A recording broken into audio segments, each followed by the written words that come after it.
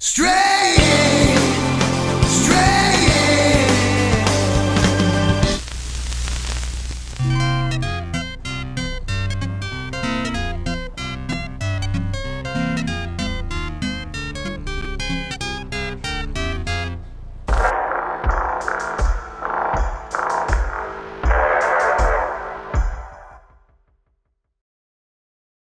Hey, cat game review. I was a bit on the fence about reviewing Stray, since it unexpectedly, yet unsurprisingly, became a huge internet sensation and my video would just get overshadowed by hundreds of others. I want to say that I had dibs on the game though, because I've been occasionally making cat-focused game reviews for some time now, and I had first noticed Stray long before its release, since I'm always looking out for cat games. And Stray is finally one that is not pastel pink all over. Neither it is low poly or cartoony looking, it's actually quite visually impressive from the technical perspective, but more about that later. Stray is a cute little adventure of a cat in cyberpunk slums. It would be tricky to review this game in a regular way, since it's pretty short.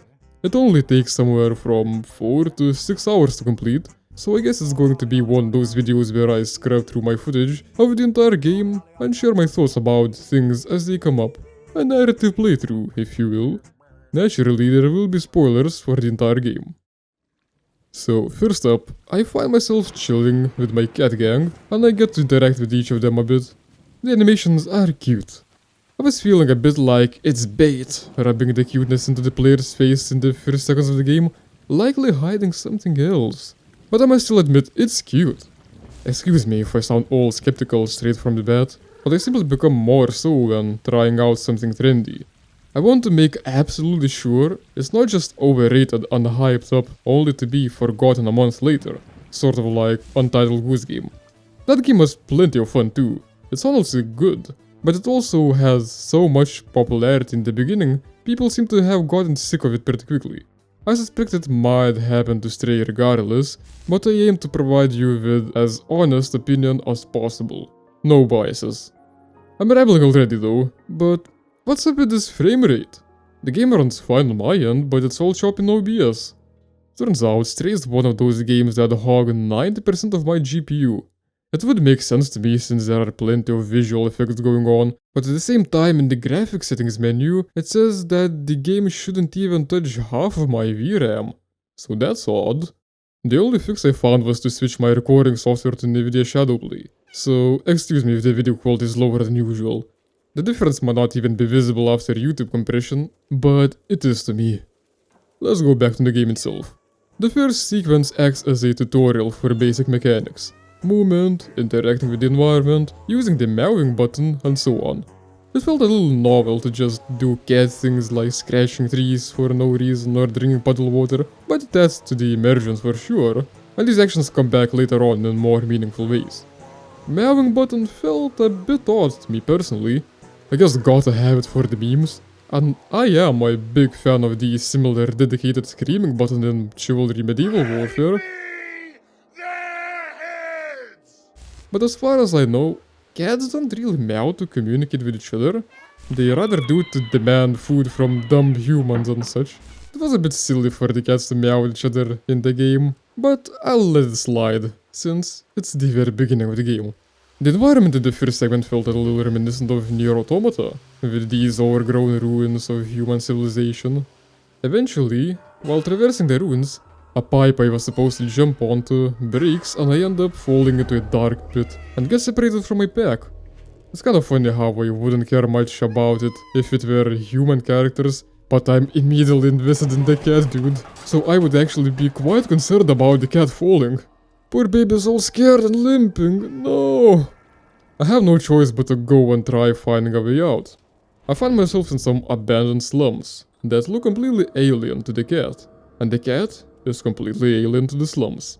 But they keep guiding me further in with the occasional glowing neon sign. Along the way I would also see some weird critters with glowing orange eyes.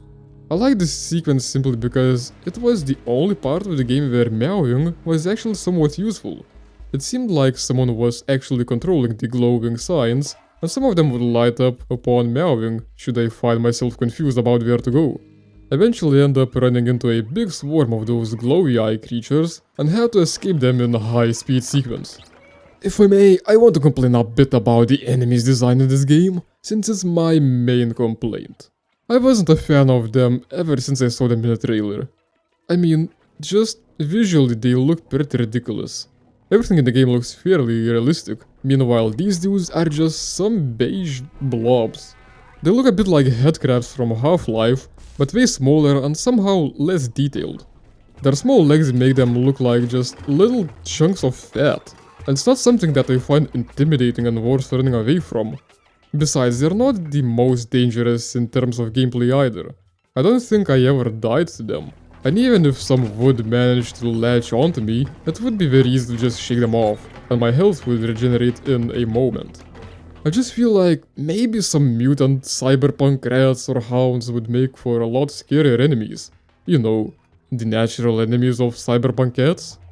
I do understand that this is supposed to be more of a chill game to just spend an evening or two on, but with the environment full of dark ruins, it feels like Stray has the perfect setting to be a horror game. Cat, an unabandoned human world infested with way scarier predators. Anyway, I end up breaking into someone's house and doing the classic cat thing of typing random stuff by walking on the keyboard. This is where I download someone's consciousness into a small drone that acts as my translator and inventory. Wow, I might be the smartest cat in existence. The only downside of it is that the drone puts a vest on me and it sucks bad. Not long after I make my way into a location inhabited with humanoid robots. My drone is a little surprised that they use their own language and not a human one, but still manages to communicate. I show them a postcard I had found earlier depicting the outside world, but the robots tell me that it's just a nice dream, pretty much a fairy tale they don't believe in. Something's fishy.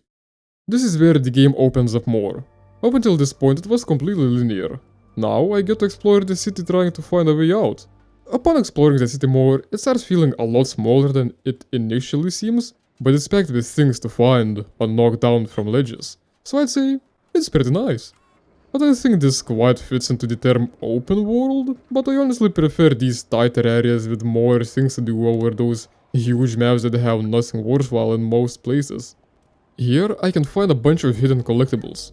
Some can be used for trading, music sheets I can give to this fella who would in return play me the melody using a guitar made out of a gas canister, and there would be some things that would rustle my drone's memory and give snippets of lore. This section of the city is under quarantine because of the glowy eye creatures, so my goal is finding a way to enable the elevator that would lead me to a higher level of the city. In order to do that, I had to find individuals that call themselves the Outsiders. Turns out there's only one of them left in the slums. All the others have attempted moving to the upper city already. I end up having to do a bunch of errands like a good little kitty, and while trying to do so, I continue being an absolute agent of chaos, damaging a lot of property.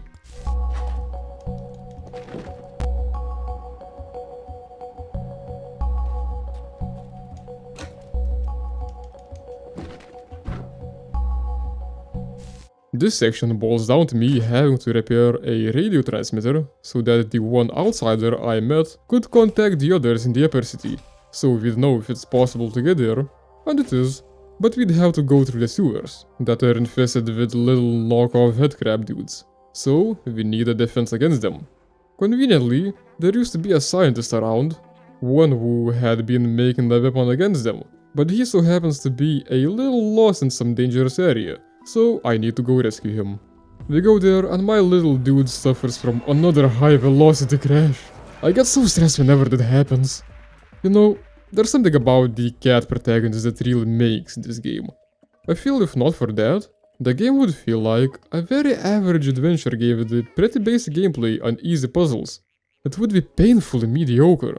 But when it's a cat doing these basic tasks, it's suddenly absolutely lovely. It's pretty crazy how something this small can change that much. Anyway, we find the scientist, and the weapon he put together turns out to be pretty much an UV light. Well, it still does the trick. What am I saying? It absolutely annihilates the enemies into giblets within a couple of moments. It does make the easy encounters with them even more trivial though. I get a version of the weapon installed onto the drone, dude. It has to be a weaker version of the weapon that can be used just for several seconds at a time, because otherwise the drone will overheat and break. Couple of seconds is plenty though. Somewhere along the way I get more context about the enemies, the so-called Zerg. They're pretty much trash-eating bacteria gone wrong. They might have been man-made, but they spiraled out of control and became sentient creatures, eating even metal. Hence why they're so dangerous to the robots, even though they're tiny squishy things. They're likely the reason why humanity is wiped out too. The knowledge that these things have evolved from simple bacteria makes sense why some more infested locations are overgrown with flesh growth, and why the creatures themselves look like blobs. I still don't like their look though. Yo, I can actually play pool! Sort of. I think this qualifies the game as an immersive sim, right? It's time for sewers now. They're said to be incredibly dangerous, but for a creature of my incredible wits and dexterity, it's a piece of cake. Especially since I'm equipped with the Scum Destroyer 5000. Unfortunately, I have to leave my humanoid slave behind. Holy shit, what is that? I'm still convinced this game has the perfect setting for an actual horror game. Because of the short length of the game, the horror elements are not overused. I almost wish there was more of this sort of thing though. Wait. Could this be the de facto prequel to Scorn? I make it to this tree village next. I don't get to spend much time there, even though this location looks pretty cool. I have to meet one of the outsiders here, and looks like he's meditating, trying to transcend his consciousness into a bunch of monitors. That's kind of a downgrade from a humanoid body if you ask me, but you do you, pal. Anyway, some plot happens, and my drone remembers that it used to be a human being at some point. It was a scientist who uploaded their consciousness into a computer, and was stuck there for hundreds of years, until a cat mashed random buttons on the keyboard. That makes my drone likely the last surviving almost human. Next up, we arrive in the upper city, and it sorta sucks. It's the second location that is more open, and it seems to be more civilized, but that means there's more capitalism and oppressive law enforcement. That's not too good for us, someone who's trying to break out of the quarantine. I want to talk a bit about the level design here. There are plenty of segments in the game that are completely linear, but these town locations offer a bit more freedom. The slums were the most interesting to explore, mainly because it was the biggest area, but also because it was designed well for this sort of game. It's not too large, but it's so cluttered with detail, even the useless visual stuff, that it feels like a lot to take in. It makes it seem like a lively world. I seem to have some weird thing where too much visual clutter messes with my head. It only seems to happen in some specific games, with technically impressive graphics. In Warhammer Vermintide 2, I had to turn off the texture sharpening filter, because it would straight up make my head hurt. There would be too much detail for me to take in somehow.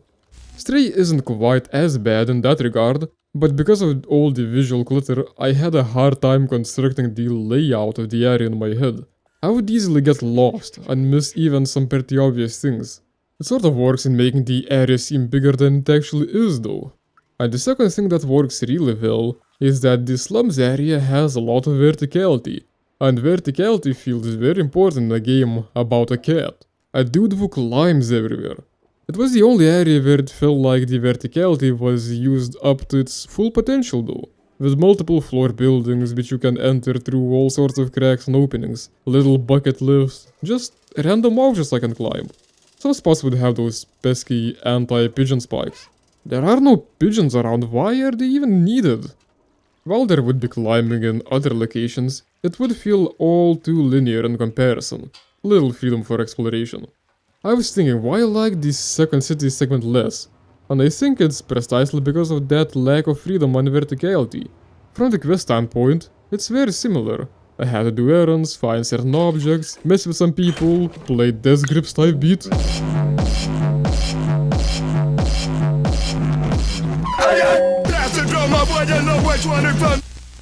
But the environment itself was different. It mainly had one street and maybe two branching little alleys and an apartment building. I couldn't explore the place the way I wanted, and there was very little verticality. I couldn't climb most places properly, and the ones I could were only in places where I needed to climb to complete some quest objective. Speaking of objectives, in this city I had to get in touch with another outsider who is considered to be a criminal. She suggests that I need an energy core for powering the metro in order to get out. To do so, I had to work with their associate Blazer. I steal him my worker uniform, so he could sneak me into a factory where I could steal one of his energy cores. Stealth section begins. I have to move past these drones that are scanning the area and shoot anyone on sight. Now these dudes I've died to multiple times. I absolutely hate stealth in games. I'm terrible at it. It's not the worst here, but it makes me almost miss the flesh blobs.